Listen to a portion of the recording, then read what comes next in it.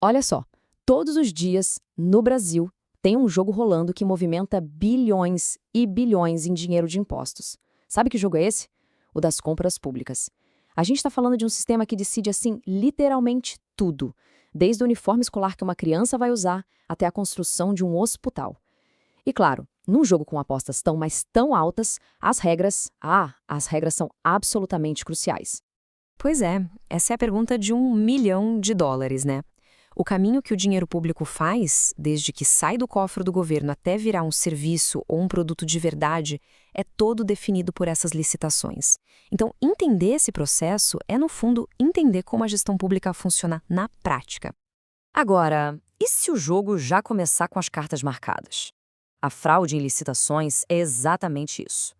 É um atalho criminoso, um desvio direto de recursos que deveriam ir para a população e que usa métodos que, acredite, são cada vez mais sofisticados.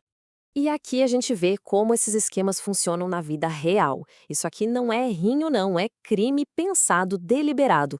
Imagina só, invadir um sistema para espiar a proposta do concorrente antes da hora. Ou então criar empresas de mentirinha, de fachada, só para fingir que tem uma competição que, na verdade, nunca existiu. Foi exatamente isso que a Polícia Federal andou descobrindo.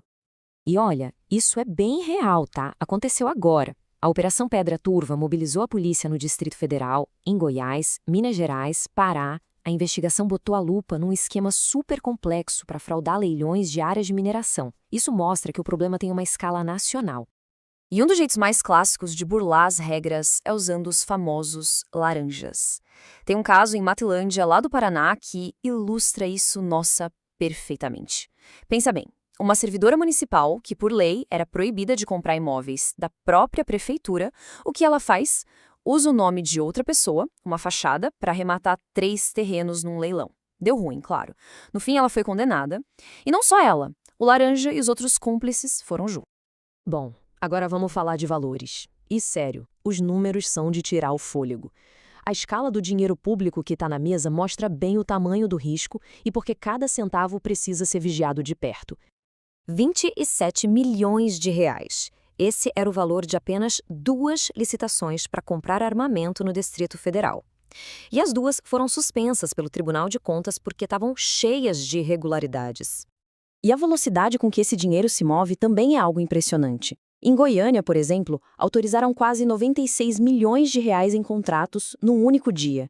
Isso para comprar uniforme escolar e sistema de gestão de frota. Dá para ter uma ideia da escala e do ritmo das coisas, né? Bom, diante de tanto desafio, o Brasil resolveu mudar as regras do jogo. Veio aí a nova lei de licitações, criada para modernizar tudo isso, para deixar o processo mais seguro e mais eficiente. É uma reforma bem grande no sistema antigo. E aqui tá a grande virada de chave, sabe? A mudança de filosofia. A lei antiga era basicamente um manual para apagar incêndio. Era um ritual burocrático para resolver problemas que já tinham acontecido. A nova lei vira essa mesa. Ela exige planejamento estratégico, gestão de riscos, foco em resultado. A meta não é mais remediar, e sim prevenir.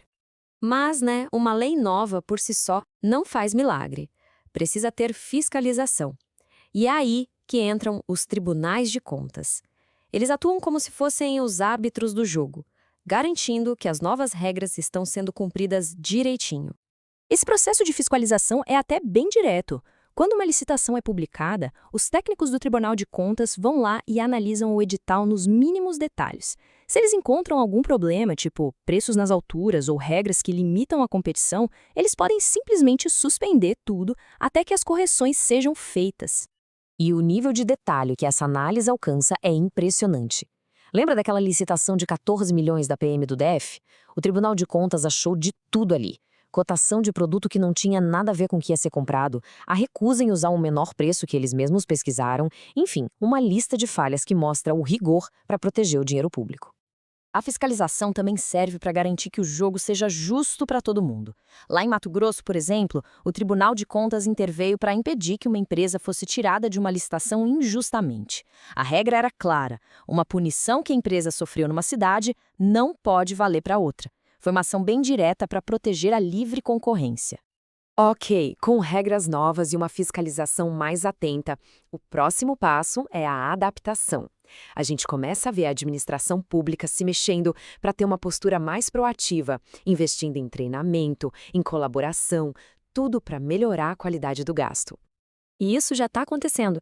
Cidades como Barra Mansa, lá no Rio, estão investindo pesado em cursos para os seus servidores. O foco é justamente nessa mudança de mentalidade que a Lei Nova exige. Pensar em planejamento, antecipar riscos e não só seguir um roteiro burocrático. Essa citação resume bem o novo espírito da coisa. Antes, a relação entre os gestores e os órgãos de controle era meio de gato e rato.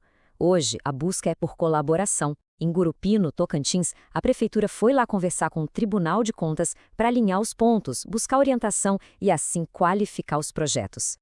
E olha, os resultados já estão aparecendo. O Ministério da Gestão, usando um modelo de compra centralizada que a nova lei permite, conseguiu economizar mais de 47 milhões de reais na compra de equipamentos de TV digital. Isso mostra o potencial de eficiência quando o planejamento é bem feito.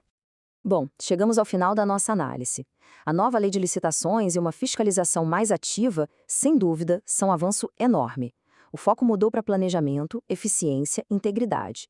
Mas a pergunta que fica no ar é: essa mudança de cultura vai ser profunda e duradoura o bastante para garantir que o dinheiro público sempre, sempre cumpra seu verdadeiro propósito?